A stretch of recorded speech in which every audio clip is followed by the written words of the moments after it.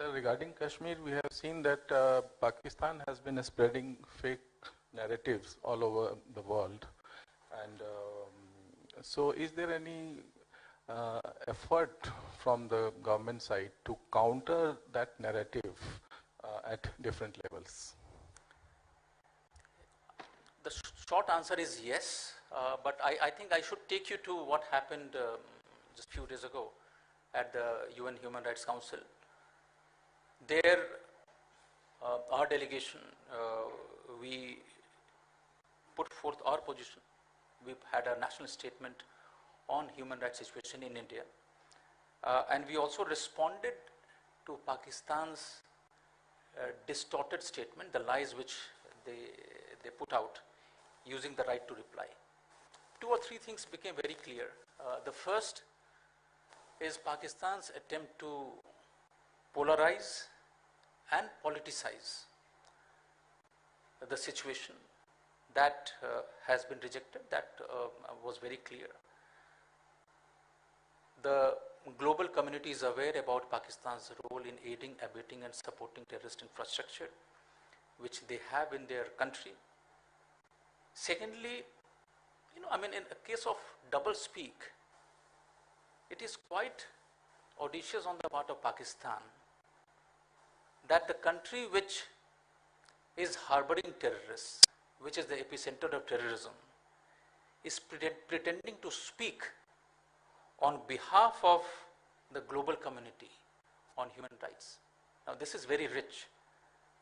Their record of persecution of minorities, both ethnic and religious, I don't think I need to explain and amplify.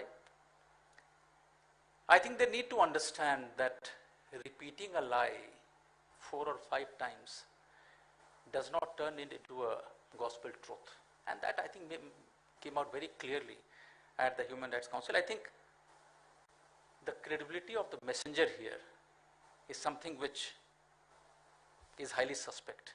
And this is something which the global community is aware of. What did we do and how are we countering? And that's a very good question. You see, at the global level, at the diplomatic level, of course, that is being countered.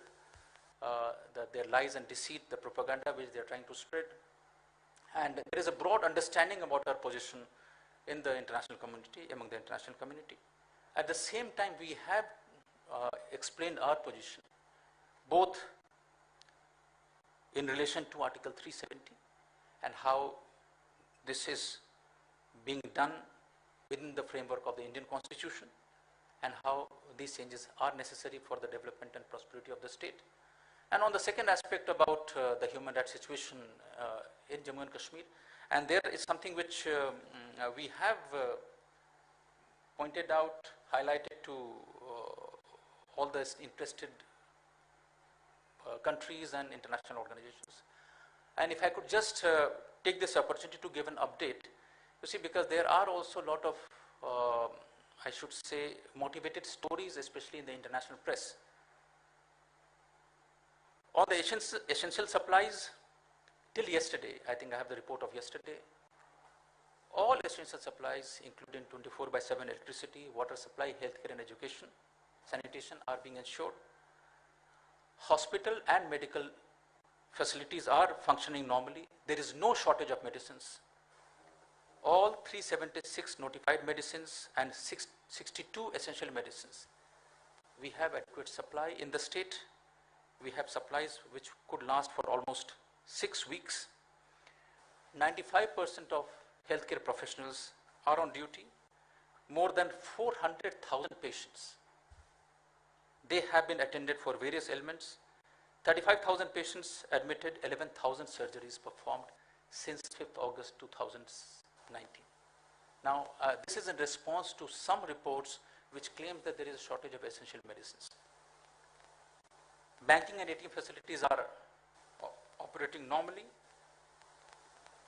And on the restriction part, I think it is very important to understand that 92% of the area of Jammu and Kashmir, they have no restriction, and out of 199 police stations in this Jammu and Kashmir and Ladakh, only 11 police stations have daytime restrictions.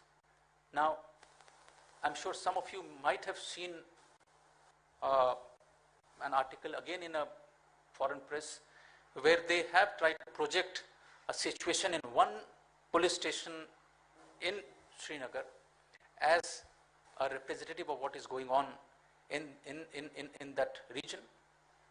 And if you look at the facts and figures, I think that is something which is absolutely incorrect. If you are focusing on 1 out of 199 and if that one has a restriction, that is not how the situation of the state at this point of time looks like.